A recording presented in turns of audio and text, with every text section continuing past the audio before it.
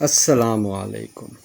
ایک صاحب اور ان کی بیوی پر کسی جادوگر نے انتہائی سخت جادو کا وار کیا۔ یہ جادوگر اس جادو پر باقاعدہ پہرا بھی دیا کرتا اور کسی عامل کو اس کا توڑ نہ کرنے دیتا۔ وہ صاحب فرماتے ہیں کہ میری بیوی کے ہاں اول تو حمل ہی نہ ٹھہرتا، اور اگر ٹھہر بھی جاتا تو ساکت ہو جاتا۔ اگر کسی طریقہ 9 ماہ پورے ہوتے تو بچے کی پیدائش مردہ حالت میں ہوتی۔ میرے پیارو، ان صاحب کے بارے میں پڑھا ہے کہ یہ صاحب انتہائی با کردار اور 5 وقت کے نمازی تھے، اور بچوں کو مسجد میں قرآن بھی پڑھایا کرتے تھے۔ بہت علاج کروائے، بڑے سے بڑا عامل بلوایا اور علاج کروایا، اور ایڑی چوٹی کا زور لگا دیا، مگر نتیجہ صفر نکلتا۔ ایک دن ایک انتہائی درویش با عمل عالم اور عامل کے پاس جانا ہوا۔ یہ صاحب اپنے استخارہ کے لیے مشہور تھے، اور ان کا استخارہ 1 منٹ کا ہوا کرتا تھا۔ 1 منٹ میں سارا کچا چٹھا کھول کے رکھ دیتے۔ اللہ نے بہت عطا کیا تھا ان کو۔ اب یہ پریشانی لے کر ان کی خدمت میں حاضر ہوئے۔ مولوی صاحب نے بتایا کہ یہ کسی عام زور آور جادوگر کا وار نہیں، بلکہ یہ تو کسی خبیث العین جادو کی دنیا کا انتہائی غلیظ اور ماہر جادوگر کا وار ہے، اور یہ میرے بس سے باہر ہے۔ میں اس عمر میں اتنی سخت محنت نہیں کر سکتا، اس کا توڑ بھی کوئی خبیث العین ہی کر سکتا ہے۔ عزیز قارئین، یہ صاحب چونکہ مجبور تھے، اس لیے پوچھنے لگے کہ کچھ تو حل ہوگا۔ مولوی صاحب فرمانے لگے کہ سندھ کے فلاں علاقے فلاں جگہ پر ایک گاؤں کے باہر اسی خبیث العین نے ان دنوں ڈیرا لگایا ہے، تو فوراً اس کے پاس چلا جا۔ اب کیا ہوتا ہے میرے دوستو کہ یہ صاحب فوراً سندھ روانہ ہو گئے، اور جیسے ہی اس گاؤں کے باہر پہنچے تو دور سے ایک آگ کا دہکتا الاؤ لگا ہوا دکھائی دیا۔ انہوں نے بزرگوں کی بتائی ہوئی نشانی دیکھ کر اس کی طرف بڑھنا شروع کیا۔ دور سے دیکھتے ہیں کہ ایک آدمی کے پاس بیٹھا ہوا ہے، اور ارد گرد اس کے ماننے والے بیٹھے ہیں۔ ابھی 1 ایکڑ دور تھے کہ وہ شخص اچھل کر کھڑا ہو گیا اور زور زور سے چلانے لگا کہ دیکھو، آ گیا جادو کا ڈسا، وہ آ گیا قرآن پڑھانے والا۔ یہ اس کے پاس پہنچے اور اپنا مقصد بتایا۔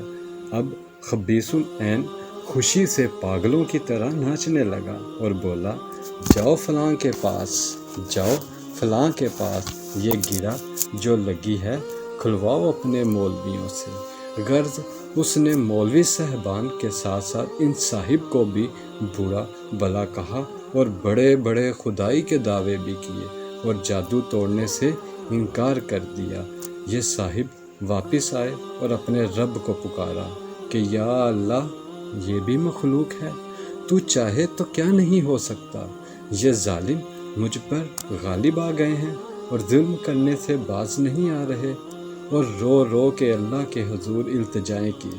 ایک دم دل میں آیا کہ جادو کا توڑ تو آقا صلی اللہ علیہ وآلہ وسلم نے ماؤز 3 آخری 2 کل شریف سے کیا تھا، اور جادو بھی انتہائی سخت بلکہ آخری درجے کا تھا۔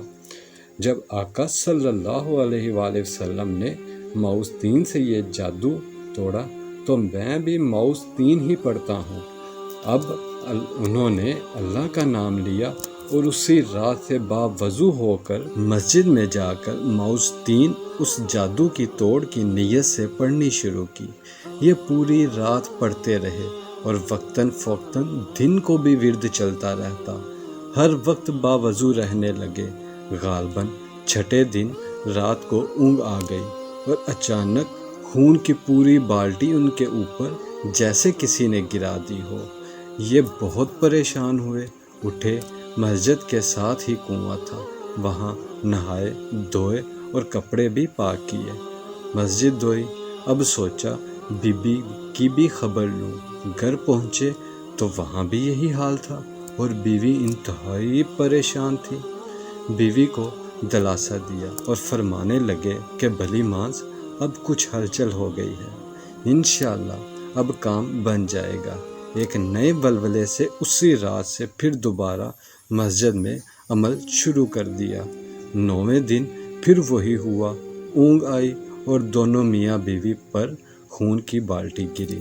انہوں نے ہمت نہ ہاری اور پڑھنا جاری رکھا۔ 13ویں دن صبح کے وقت وہی سندھ والا خبیث العین مسجد میں داخل ہوا اور آتے ہی پیروں میں گر کر معافیاں مانگنے لگا۔ ان صاحب نے اسے بولا کہ تم مجھ سے کیوں معافیاں مانگ رہا ہے؟ کہنے لگا کہ اللہ کے واسطے مجھے معاف کر دیجئے، پھر بتاؤں گا۔ انہوں نے معاف کر دیا اور وجہ پوچھی۔ کہنے لگا کہ آپ میاں بیوی پر جادو میں نے کیا تھا۔ جب آپ مسجد میں عمل کرنے بیٹھے تو میں بھی آپ کے مقابلے پر بیٹھ گیا اور روزانہ میرا کیا ہوا جادو مجھ پر ہی الٹا چلنے لگا اور میرے موکل میرے دشمن ہو گئے۔ یہ صاحب فرمانے لگے کہ اگر یہ بات تو نے مجھے پہلے بتا دی ہوتی تو میں تجھے کبھی معاف نہ کرتا۔ بہرحال یہ جادوگر معافی مانگ کر اپنی جان بچا کر واپس سندھ لوٹ گیا، کیونکہ اگر وہ معافی نہ مانگتا تو جان سے ہاتھ دھو بیٹھتا۔ انہوں نے اللہ کا شکر ادا کیا مگر جادوگر کی صلح کا اعتبار بھی نہ کیا اور 41 دن مسلسل عمل کرتے رہے۔ اس کے بعد اللہ نے ان کو نرینہ صحت مند اولاد سے نوازا اور 2 سے زائد بیٹے عطا فرمائے اور بندش ہمیشہ کے لیے ٹوٹ گئی۔ جادو کا حتمی علاج قرآن پاک کی آخری 2 سورتیں جنہیں معوذتین کہا جاتا ہے، سحر کے علاج میں مغز کی حیثیت رکھتی ہے، یعنی سورہ فلق اور سورہ ناس۔ انہیں 11 مرتبہ صبح شام پڑھنا چاہیے اور بچوں پر پڑھ کر دم کرنا چاہیے۔ یہ بے نظیر و بے مثال عمل ہے۔